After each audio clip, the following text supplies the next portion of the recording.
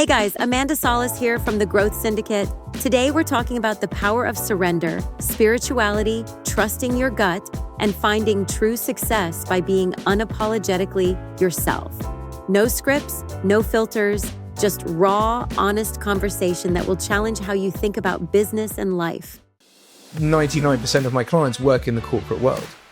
So it's people who have reached the top of the tree in some way. They've got, they've got the house and they've got the family unit, or they've built the brand, but they realize that something's deeply missing. We've closed ourselves to who we really are and the natural interaction so much that we end up failing in what we were aiming to achieve because we haven't just been ourselves. In spirit, everything is in oneness.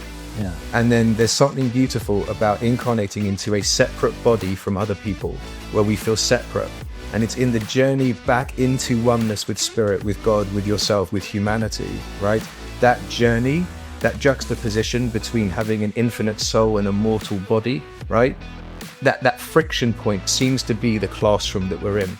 Some people might have started listening to this and they might be thinking, what the fuck's all this got to do with business, Mike? I thought you're a business mentor or a wealth mentor or whatever it is.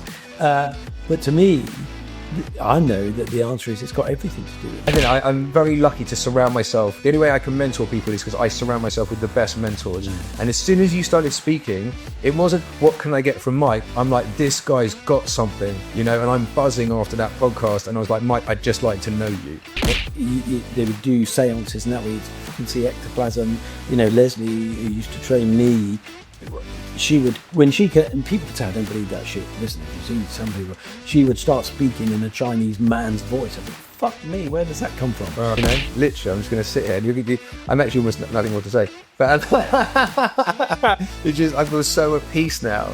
And it's just like, that's what it's about. That's what just revealed itself because we didn't have an agenda. Welcome back to another episode of Success is a System. I'm here now today with Mark Collin. I was going to say someone I've known for a while, but I think he's now a good friend, actually. I feel that. But listen, I'm going to tell you, I met Mark because they asked me onto a podcast. And actually, it wasn't Mark that asked me. Was it Ross? It was Russ, yeah. Russ. It was Russ who asked me onto a podcast. And then I met Mark on the podcast. And we sort of resonated and connected. And then afterwards, we had a phone call, and that phone call made us realize that we have a lot of common beliefs. Okay, so I started doing some mentoring with Mark, but inadvertently we mentor each other, we bounce off each other, and we got some ideas that we're now growing together. So I know that if wherever this takes us, and I never know when I do a podcast where it takes us, there'll be some stuff that hopefully you'll find interesting. And if you do, let us know. Like, share, subscribe, all those good things. But welcome, Mark. It's good to see you again. It's really good to be here.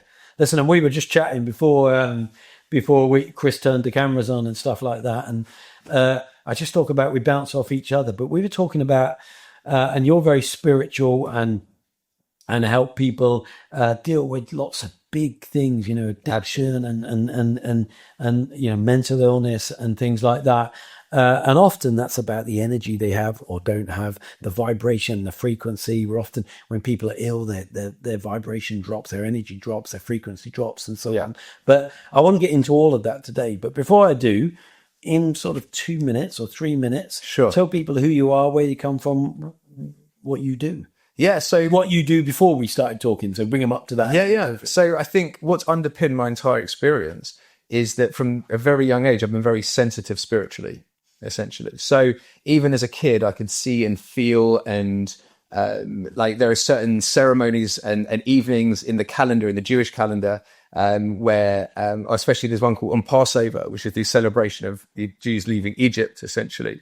And there was a night where there's a time where you go and open the door and you feel to let Prophet Elijah into the house. It's a ceremonial moment. But I always cite this, but I remember like being 3-4 years old and just feeling this presence coming into the house.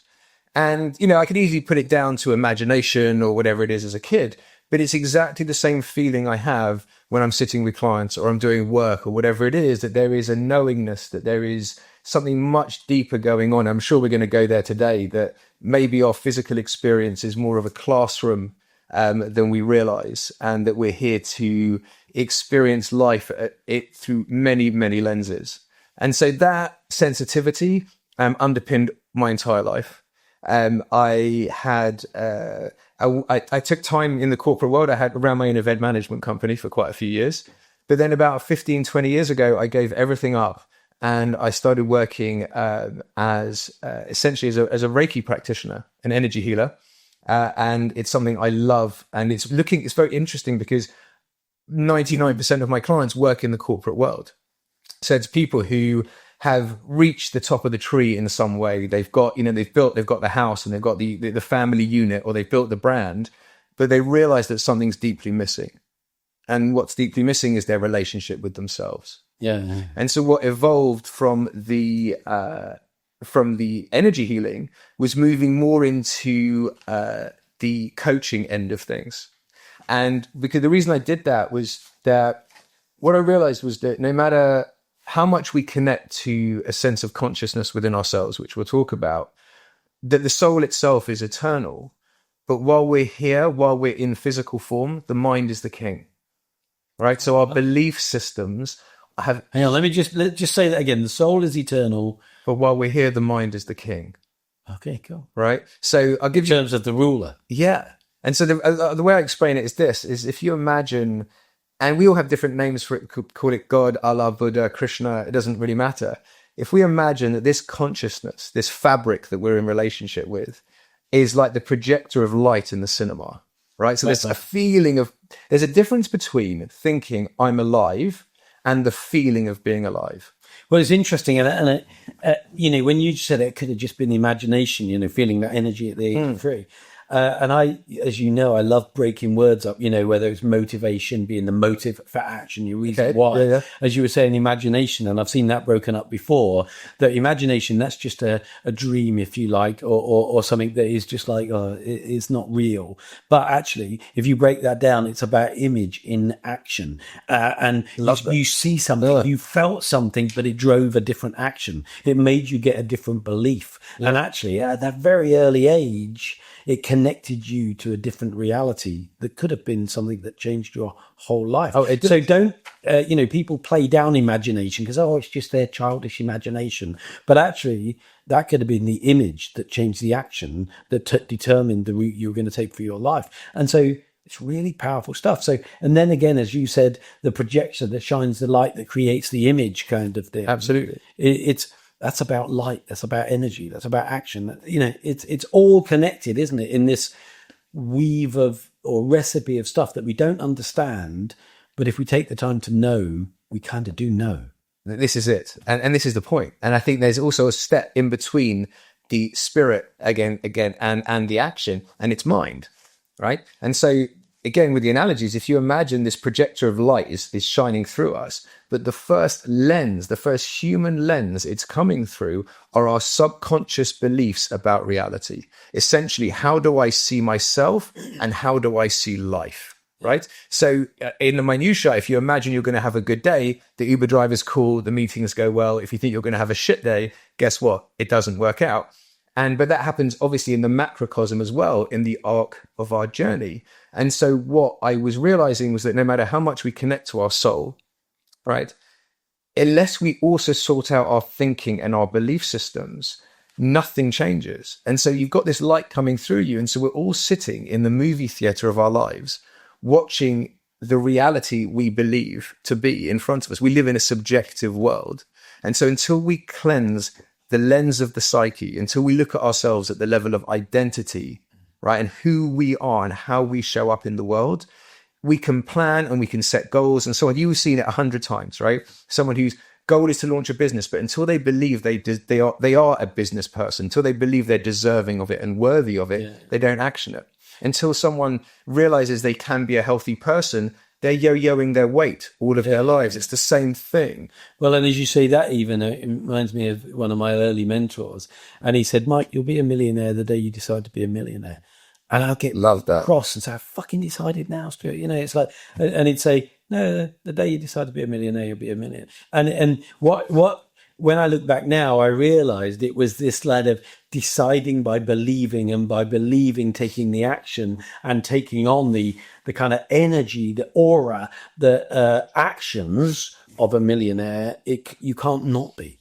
I love that. And it's something you cite to me a lot, is that narrow quote, which is, show me the 7-year-old and I will show you the man, right? Yeah. That we are living in this theta state as children, right? And so the relationships we saw in our parents or the people around us to do with love and money and success imprint themselves on who we are, and we just recreate them for the rest of our lives. Yeah. And until we actually decide that you're absolutely, it seems like I am a millionaire, until you have that. But unless we're doing the work that can allow for that change of identity, it's like the whole thing with sharpening the saw before chopping the tree, right? Unless we're doing that work, we're literally giving away 99% of our energy. Well, and it's interesting that you say until we do the work, because, whether it's religious teachers or teachers in school or lessons that we learn to grow a business, the old cliche that the only place that success comes before work is in the dictionary. Everywhere else, the work comes first, kind of thing. But it is about the work. And I love the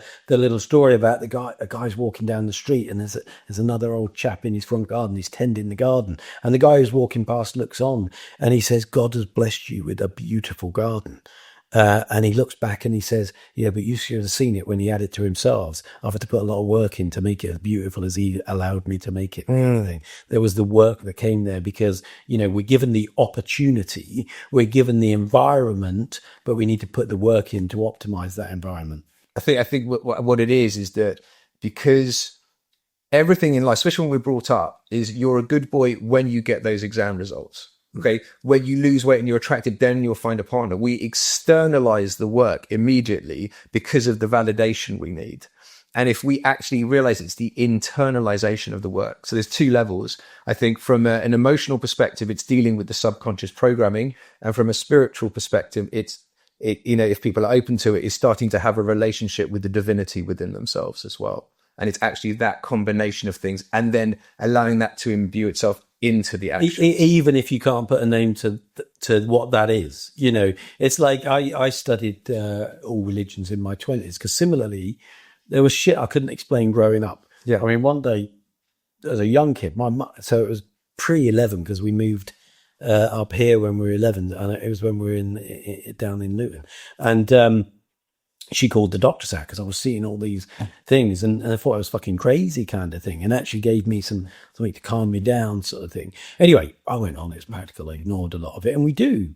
It's all around us, all of us. It's not like I remember seeing a medium once in my 20s and saying, "I'd like to sort of develop and understand this." And she was a God-given right. And I saw another one. I knew that was bollocks in terms of we're special people. Everyone's got it, but we forget how to use it, to connect with it. Kids are playing with their imaginary friends, as we're told. And the parents say, "Come on, you got to grow up now. You can't have that. People will think you're crazy." So we sort of knock it out. We blind them to it. We in the same way we can filter out stress and we can filter out distractions. You see that old ad where people are bouncing balls and the gorilla walks across, but people don't see the gorilla. They filter it out because it's not seen as relevant. So we're missing and forgetting and not seeing much of what is relevant. So if we've all got it, but we've lost the ability to use it, that muscle has atrophied because we've not trained it. Mm-hmm. Anyway, in my 20s, I wanted to understand some of this because it was just becoming a real distraction. I mean, to the point that I remember being at work one day, I was on the tills actually, in Martin's newsagent, and a guy come in and, you say good morning, how are you? And if you knew someone, hello again, Jane, how are you? Sort of thing. Anyway, this guy comes in. I said, hello, how are you? I said, "I'm really sorry to hear about Sam." And he said, "I didn't know you. What do you mean? Sorry to hear about Sam." And I'd said it because to me it was just a knowing. It was like me knowing that you've been on holiday and you're talking about your partner and all this lot.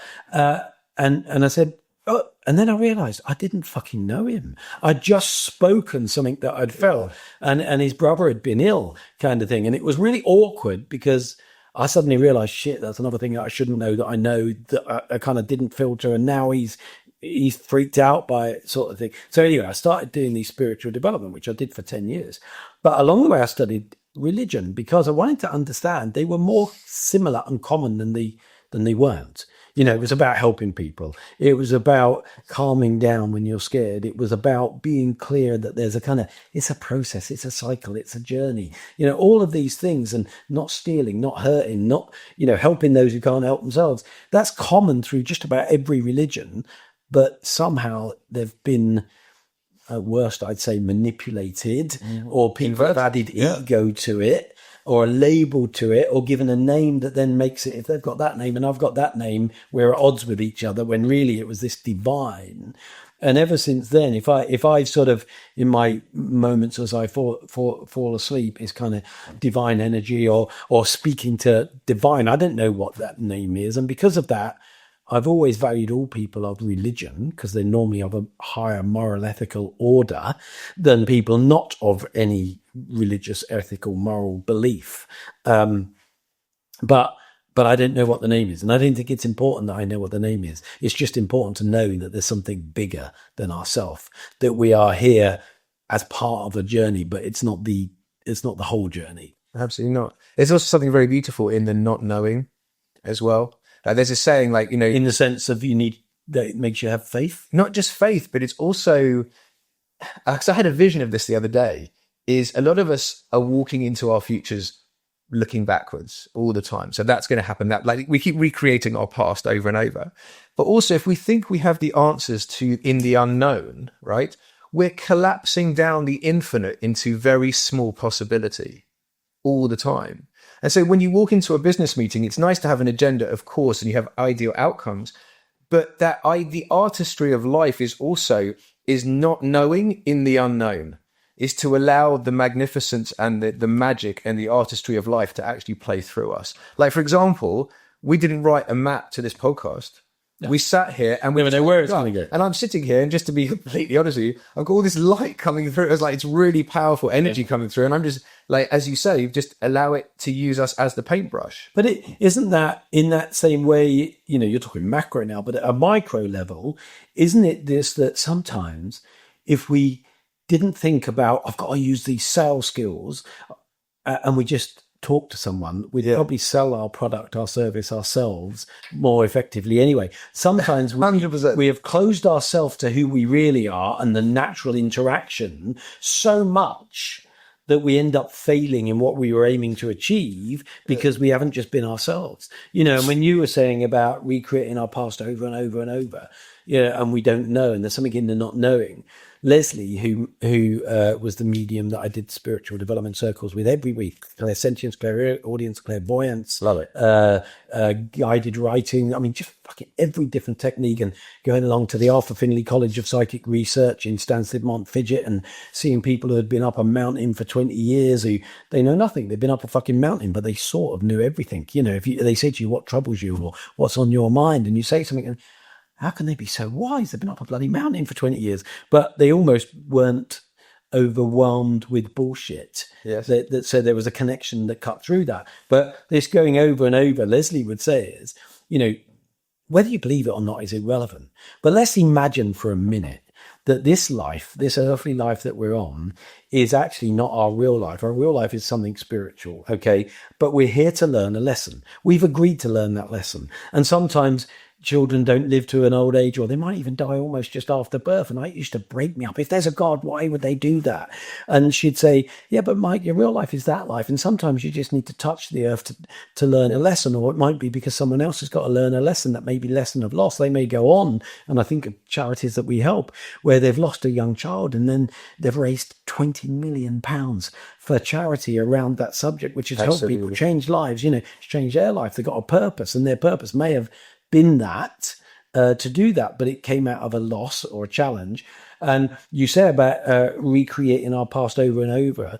Leslie will say, we know when we're coming, we know when we're going, we know what our purpose is or our path is, but the curveball that God, whoever your God is, gave you was the gift of free will. Well, that makes you go off path. And she'd say, Mike, if a plane was taking off from Heathrow to New York, it has a clear path. It's got a flight plan, but it might have to move because of weather. It might have to move because of other planes. It might be moved by the wind, and it just keeps course correcting. If you go slightly off path because you've got free will, you'll be knocked back on track. And sometimes that knocking you back on track is an uncomfortable thing because It's louder and louder, right? yeah. But eventually, and then there's all these sayings about, I feel like a square peg in a round hole. I feel out of sorts. Well, that's probably because you're not where you should be, or you're not back on that. And then I feel grounded. I feel everything's where it should be at this moment in time, and all of this. And when we know, but we stop knowing because we stop connecting, because we don't take the time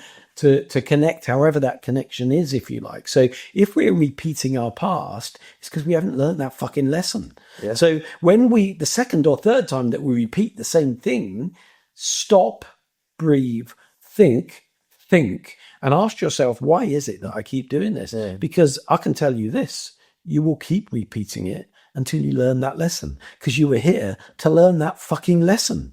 Yeah, it's so interesting, and I often talk to clients about blueprint, right? That I feel I have no answers at all, as I say, but that we come from, in spirit, everything is in oneness. Yeah, and then there's something beautiful about incarnating into a separate body from other people, where we feel separate. And it's in the journey back into oneness with spirit, with God, with yourself, with humanity, right? That journey, that juxtaposition between having an infinite soul and a mortal body, right? That friction point seems to be the classroom that we're in. And everyone seems to have a very specific blueprint. So most people have a certain talent that is above and beyond what normal people can do in a certain way, right? So some people can play football incredibly well, but you wouldn't necessarily employ them to stack shelves in Tesco's, right? Okay, but they found their niche. Not everyone finds that. So you have a certain blueprint of gift, but also a lot of people seem to come and have chosen to have a blueprint of challenge that is also unique to them. Yeah. So someone can be incredibly talented in business, but just always in the wrong relationships, or the other way around. And it's in the mastering of that aspect, that friction point, that we seem to ascend as souls. And if we really master it, it becomes our teaching in the world, right? So I'll give you an example in my life. When I left school at 18, I looked like a proper hippie kid. I was going to loads of raves in the 90s, loads of friends, all this stuff.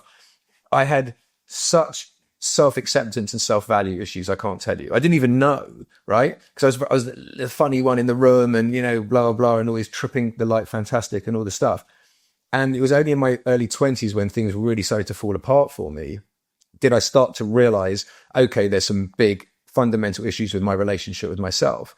And because I was sent on that journey by the Godhead in me, right, by Hashem, Allah, Buddha, whatever you call it, right? I was forced down that path, and it was the most difficult metabolizing wound and pain of incarnation. But it's only because I did that, and I hit rock bottom for the length of time I did, that I'm now so able to walk into the darkest places with the people in the most pain and hold them in love and show them how powerful they are, because I've been there. And that's the point, is that we're so pain averse that we run away from our challenges. And it's only when we actually realize that it is the medicine that God is feeding us, right? And that when we're ready to actually accept that elixir and do the work, then we become a beautiful pen, a quill for God's desire in the world. And it's interesting because you talked about sort of, we try to master. That to me feels like the start of the problem that most people have, because the best way to master something, if that's the wording that people are using, is to accept it. Yeah. Accept, so, whether it's addiction, you go to an AA meeting, and the first thing they want you to say is, "Hi, my name's Mike and I'm an alcoholic," because until you accept, I can't help you resolve, because I need to know that you've accepted. I need to be able to look you in the eye and say, do you believe that? Or are you just saying that because I've asked you to say that? Because mastery doesn't come from control. It comes from acceptance. And yet most people are unable to accept the reality. So they put on a false armory that gets so thick that even other people can't get in to help them. And that's why they end up having breakdowns. You can't help someone who doesn't recognize they got a problem. Absolutely. I can't help someone who thinks they already know the answer. Yeah. People will ask me for advice, but often they'll ask me for advice because what they want me to tell them is what they're doing is right. That's crazy. But, and you can see it in people's face. The moment I had someone on a Zoom about 2 weeks ago, And he was going on. And of course, I want to work with people. I want to mentor them. And this guy had said, "Oh, I've had like 6 relationships, and they all end up the same. They're ungrateful. They don't recognise my value, and I've been made redundant 8 times." Well, he's going through all of this, and I said, "Look, I'm going to say this, and you may hang up on me. You may end the bloody Zoom, but I have to say it because if I'm going to help you, I need to speak my truth, kind of thing." I said, "Do you not realise in all of what you just said, you're the common factor? Boom. Did they all let you down, or did you let all of them down? Yeah. And he could not see. He just thought he was fucking brilliant." And they were all horrible. They all betrayed him. They all weren't fair to him. They all didn't understand him. The only commonality in it was him. And it was because of his lack of acceptance that he had something that needed to be improved upon. Now, I have a saying at the Show Memorita thing, which is we are all perfectly imperfect. So I don't expect anyone to be perfect, but you've got to recognize your imperfections, celebrate your imperfections, realize that they're not imperfections, they're uniqueness, kind of thing. And one of the guys in the group, Scott, lovely guy, and we had the first call, and he was talking about his accident, terrible accident, got fucking pins everywhere, had loads of operations. That's affected his relationship. He's living in a bed, and he's happy to own all of that. He's got great energy and light around him, but and again, 5 minutes in, I can't not speak my truth. I mean, my mum used to say to me, "Will you just call the teachers sir or whatever it's called?" I wouldn't. If they called me Green, I'd call them Smith. You can't, It's like, fuck, you show me. And I didn't even know why, but you show me respect, I'll show you respect, kind of thing. But so, if I look at Scott, I just said, "Hang on, Scott, I refuse to see you as disabled. Good. You're not disabled, you're differently abled. And whether that's fair or not, you've got what you've got, and we need to work with what you've got, and what you've got is enough." Because I can say that I can look at people who have been much more hurt, much more damaged, much more disabled. And also, I truly believe that even that is part of a journey to take you somewhere. Now this guy is speaking, he's doing motivational stuff. It's incredible. And he's seeing that it probably is part of a bigger purpose that otherwise he wouldn't have connected to or engaged with. But people, and that came out of my mum as well. She used to, she was a seamstress and a cleaner, but she was an amazing swimmer. Used to underwater ballet and that. And so because she had an ability to swim, she used to teach and volunteer to help disabled people swimming. And she said, what's lovely is when they're in the pool, they have nothing holding them back. Yeah, they're often really graceful, strong swimmers, and they use whatever they've got. Even if they've not got full limbs, they can move their body and they can get movement. And they can feel supported and they learn this. And so, because we grew up without a dad at that early young age because he pissed off, we'd be going along, we'd be in the pool, and she would make us never treat them any differently. If she thought we looked with pity or we looked with sorrow or we looked in any way unequally at them, she would fucking give us a go. And that's where that came from. They're not disabled, they're differently abled. But in their differences, they have a skill, they have a beauty, and so I never grew up seeing anyone any different. And a lot of the time I realized I have to teach them that they're not different. They are different, but they're not different in a negative way. That different might be the beauty that makes them. And I always think of Nick Voracek. I don't know if you've ever seen him on YouTube. Yeah, amazing. Man, one of the world's best speakers, highest paid speakers, motivational speaker, got no arms, no legs. As he says, just my little chicken drumstick. Christ's sake, if you look at some of the things he's done. But listen, I'm conscious at the moment, one, of time, but also of some people might have started listening to this and they might be thinking, what the fuck's all this got to do with business, Mike? I thought you're a business mentor or a wealth mentor or whatever it is. But to me, I know that the answer is it's got everything to do with it, because, some of the things we talked about, until you accept, instead of trying to control or master, until you realize you have everything you need, and you are perfectly imperfect, but you might need to surround yourself with people who bring some other skills, until you accept that even the challenges and the things that made you strong. And before you arrived, we were doing some shorts around trauma.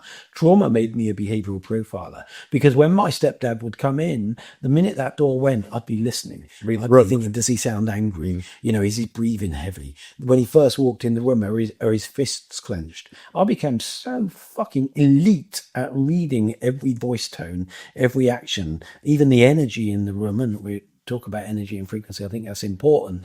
That even now I can't not connect with someone and feel there's something negative here. There's something like angry here. There's something different here. There's something I'm not understanding here. They're telling me this, but I'm feeling that, and actually even when we had a fire here several years ago, and even Jules said, and we'd been together a long time then, she said, you were like unreasonably calm. Like it was like, and it was just like, I could get the girls outside, because if you've been through trauma, you just go into a different gear when that danger environment happens. You just naturally go to it because you've been trained to do it. It is a muscle memory. It is a mental memory. So trauma is a real strength, even though I wouldn't wish it on anybody, kind of thing. But if people are thinking, what the fuck's this got to do with business, Mike? What would you say? Well, I would say that all the different elements that you're bringing together are all about being in relationship with the fabric of life, right? That we're actually opening up to the mystery. We're opening up to fundamentally something greater than ourselves. And through doing that, through that humility, we're then really on the path to finding purpose. And what is the point in building something and doing something without a fundamental purpose, a way of serving the world? And I think that underpinning, if we look for the service, who I'm affecting, what frequency am I raising, how am I honoring this beautiful life that I've been given, then everything has depth, everything has meaning. And that for me is the fundamental. And when we find that service to the world, fundamentally our success just starts to skyrocket. Yeah, and it's interesting because as you were saying some of that, I mean, I know that you have coached, mentored, helped, supported people who are fantastically successful. And the outward image is one of like control and authority, and then they come to you and they fall apart because it's a safe space for them to fall apart. And the journey to them being more whole, more at peace, is about let it go. Just let go of the story. It's all bullshit. It just is. And there's these books out there, like The Alter Ego Effect, and how Beyonce comes on stage and she turns into someone else and all this kind of stuff. And yes, that can possibly help you in the short term.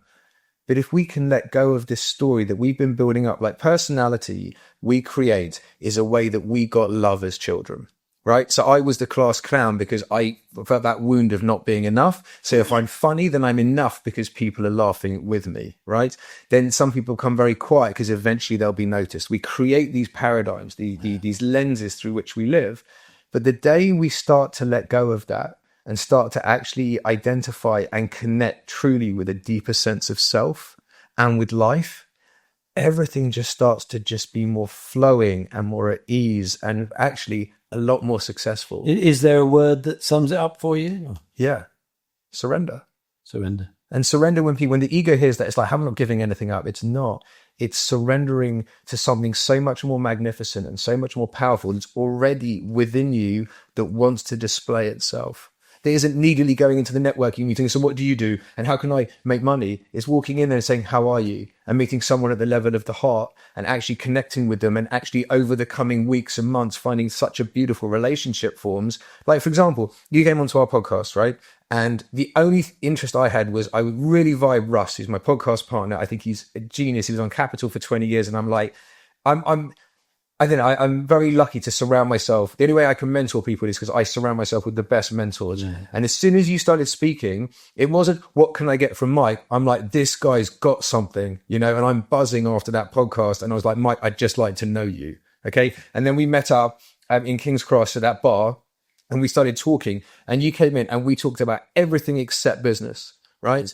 And I did a testimonial for you once, and I said a lot of you people want to go to Mike because he's a genius in business, but actually it's the man behind it, and it's that that playfulness and the magic and wisdom, right? And because we crafted it, it was at the level of the heart. Neither of us were trying to get something from each other. We benefit so much. We're doing this podcast. There's a possibility that we could launch something really successful together. And it's all coming from a place of surrender to allowing life, again, not collapsing life down into what can I get, but how can I serve? What can I open up to? How magical can this moment become?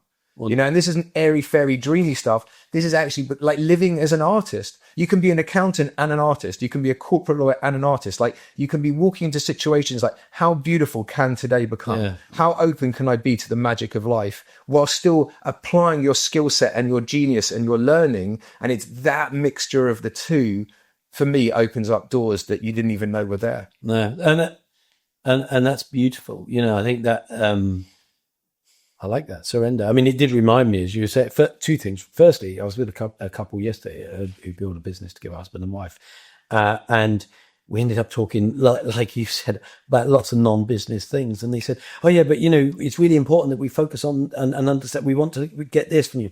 I say, yeah, but I don't mentor businesses. I mentor people. People build businesses. And until we address some of these limiting beliefs, or the fact, I've had men who are sitting in that sofa crying and stuff like that. And they're, "Oh, sorry, Mike, it's fucking stupid. I never cry." So it's fine. It's a safe space. You'll never upset me. With a sister who stabbed a guy and got 9 years in prison. A brother used to be a street fighter. A stepfather who was very violent, and a Richardson and so on. You're not going to shock me. One of my nieces at the moment is been arrested in fucking Mauritius, and he's probably going to get 60 years for drug smuggling and stuff like that. Shit is going on around me all the time. So it doesn't. Wow. I don't judge people, because I know that sometimes that shit happens and you think, "Oh, it was really unfair. She did make a stupid decision, but it was out of a need or a fear or something, because people were threatening." Whatever the reason or whatever the excuse is, until you can deal with the person, connect to the person. And as you said, it was just like person to person conversation.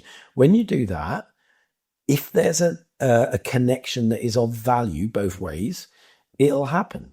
If there's not, it won't. And no amount of forcing, I mean, you can manipulate, you can leverage, but that'll unwind quite swiftly. Bullshit. And you've got to live with the fact that you leveraged that and exploited that.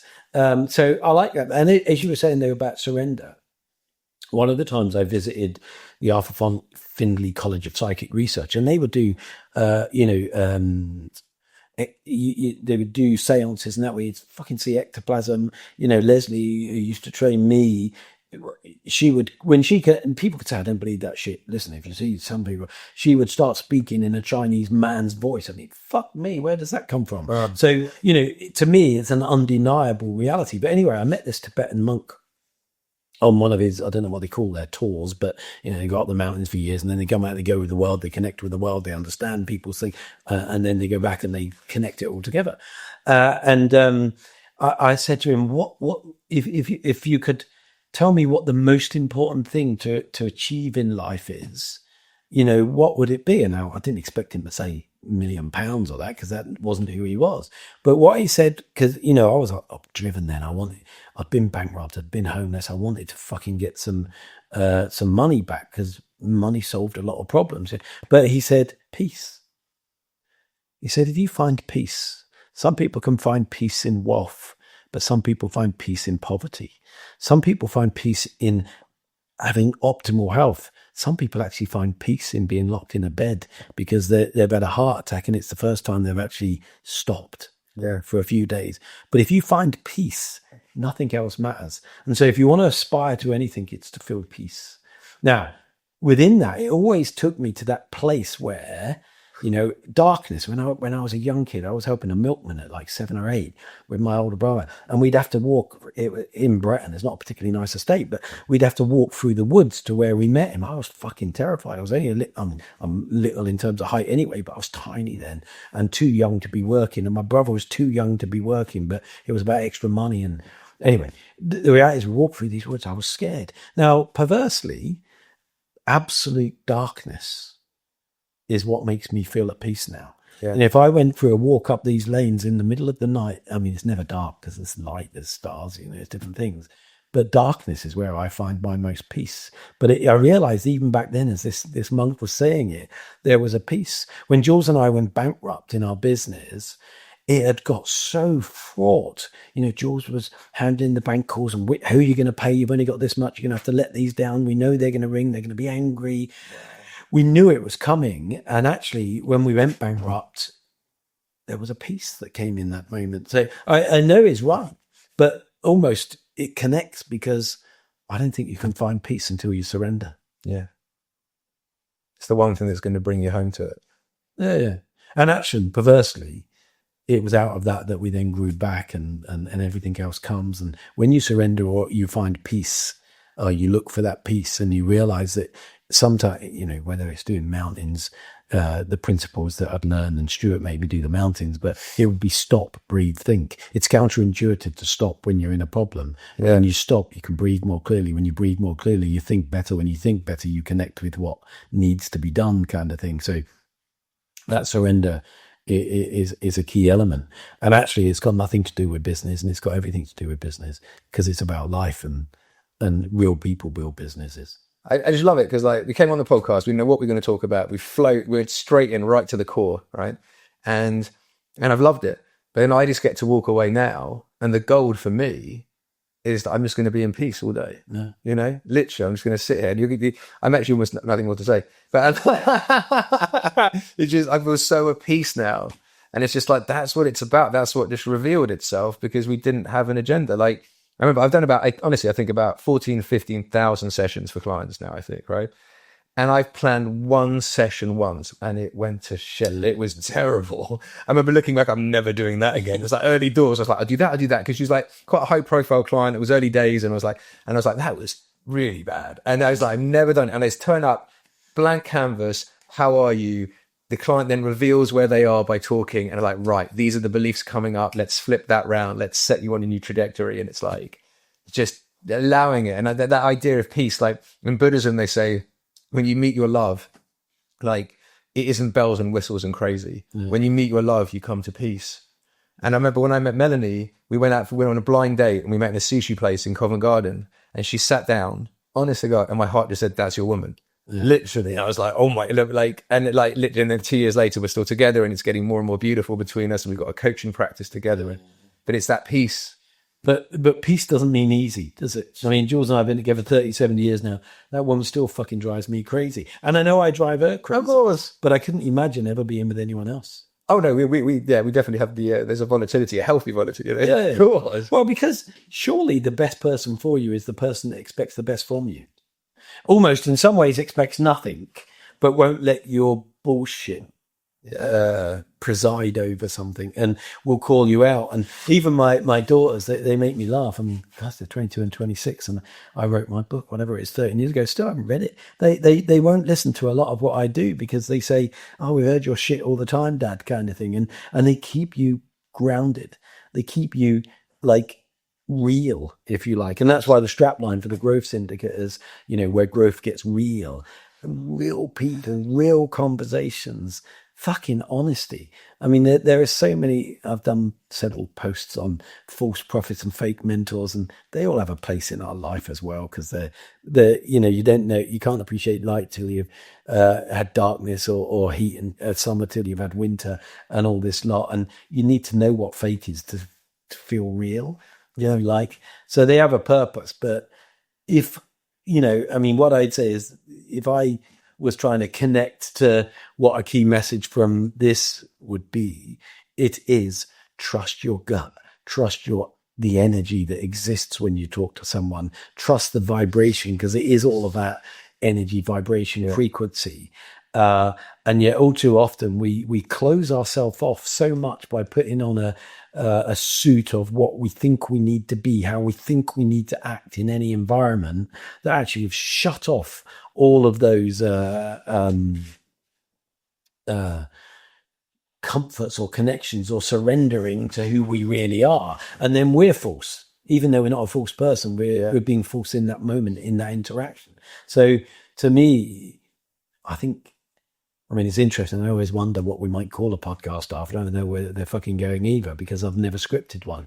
But it is just be real, trust your gut, let go, see where it'll take you. Yeah. What would your closing comments to anyone be? I think you just nailed it. It's just to trust and surrender, to recognize there's something very powerful. We're so localized as humans, we think we're limited to this body, and there's something so unbelievably powerful in us that we are ostracized from because of the way society works. That if we come home to it, it is going to take us. We're going to go on a journey and fly higher than we could ever dream.